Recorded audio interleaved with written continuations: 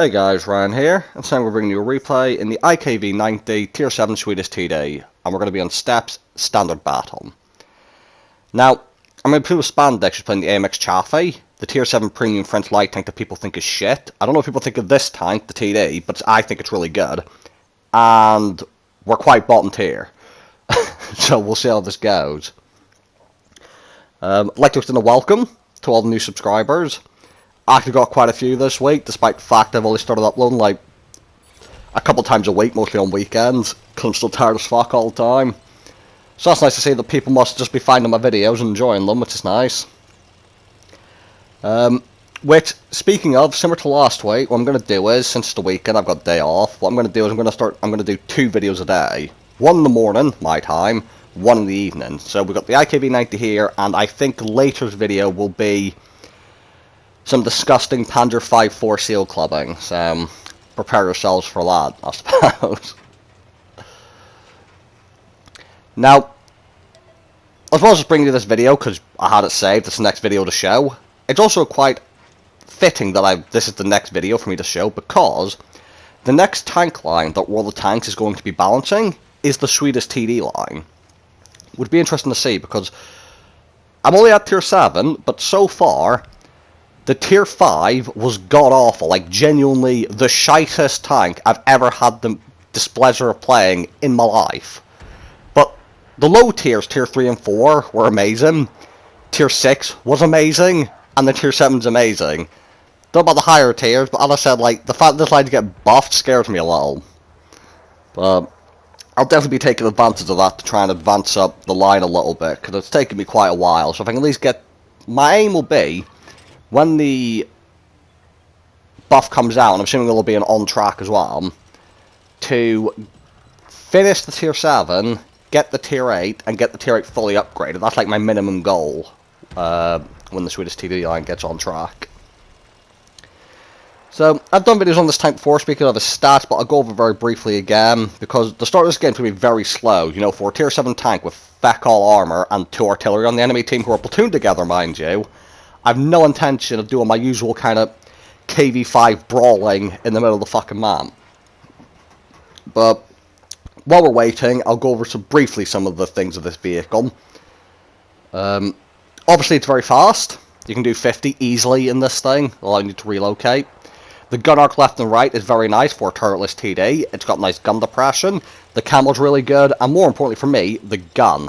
You get 225mm of standard pan, and like fucking 270mm of premium pan on a Tier 7 TD.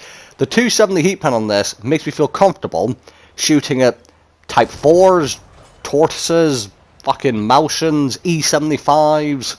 I feel confident shooting at those with this thing. Which is obviously a very nice thing to have for these bottom tier matchups. The spandex trying to do some spotting runs. You see our team's kind of got some very nice, what do you call it, defensive positioning going on here. And if I was in something that wasn't the Swedish TD, I'd probably try and push the tempo a little bit myself. Now, tried to snipe the down back's lower plate, didn't work, so see, I'm going to load the 270 heat, so that even if I miss his lower plate and aim a bit high, it'll still probably pan him. But as I load the heat, he obviously disappears. I start to aim back after spandex goes on a quick spot and run, but the down back's like fully fucking hauled down.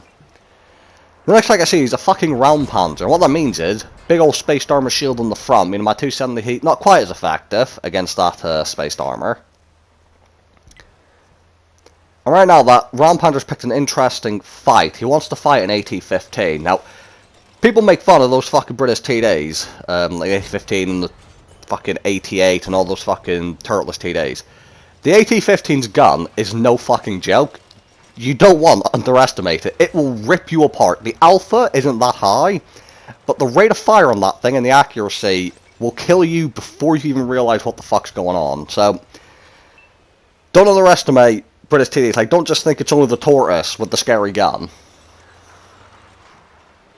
Now, me being me, not paying much attention, I missed that guy crossing over, which is a bit of a shame, but I didn't get spotted at the very least. And you see, our team so far doing quite well. Our defensive position seem to be holding quite well, as I think everyone's alive. Maybe we've lost... Oh no, we lost 3 people, they've lost 4. So it's actually quite close, actually, closer than I thought.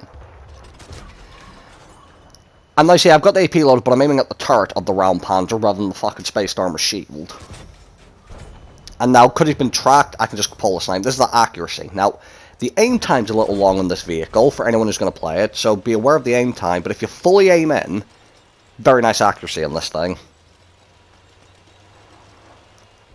And really right now, I'm still waiting, but looking at the map with spandex spotting, as you can see, we're getting to a point now where it's like, fuck this, I'm bored, I'm going to move forwards, so that if spandex spots anyone, I'll be able to shoot them a bit easier. Now, as well as multiple artillery, there's something to mention. I think, on the enemy team, there might be a dreadnought, which, in a Swedish TD, which has like 10mm of armour everywhere, that's a very scary prospect. Get a nice shot to the SRVK, before ducking behind the rock. Someone did fire a shot at me. Alright, I'm just waiting until I'm unspotted, hopefully not going to get shit on by artillery. And this position, with the gun depressed and everything, I can use it quite confidently in this tank, and you just see easily buttering the side of the STRVK. Also, something to know about this tank, which again I mentioned in other videos, the DPM isn't the greatest, but 240 Alpha, which feels punchy enough for me, and it's just consistent. You've got the nice pen and the nice gun handling, it's consistent damage, you just got to keep yourself alive. That's the hard part, because you've got like 10mm of armour and fuck all hit points. That's why I was playing quite careful at the start. But you see, our team has moved up on the right-hand flank, and Spandex is still moving about. And by the way, spoiler alert, Spandex can have a really fucking good game in his Tier 7 light tank that everyone thinks is shit. And Spandex actually quite likes the AMX Chaffee.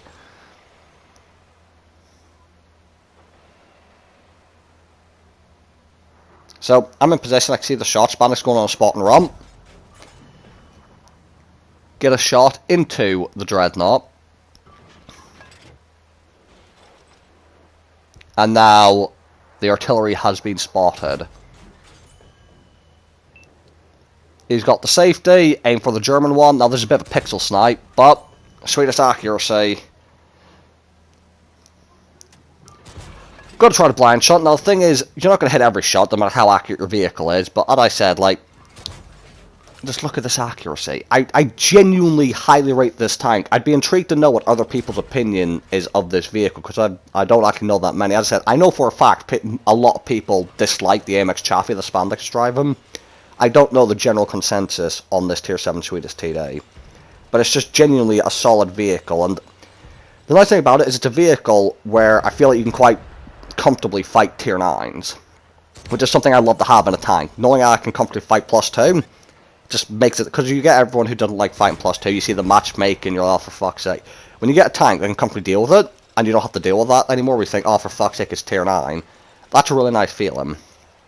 Now, Spandex have been wiped out, which is not ideal. My eyes have gone, because Swedish TDs don't have much view range as a balancing mechanic, because, you know, their camo's so fucking ridiculous that they could spot really well for themselves. It'd be a bit much.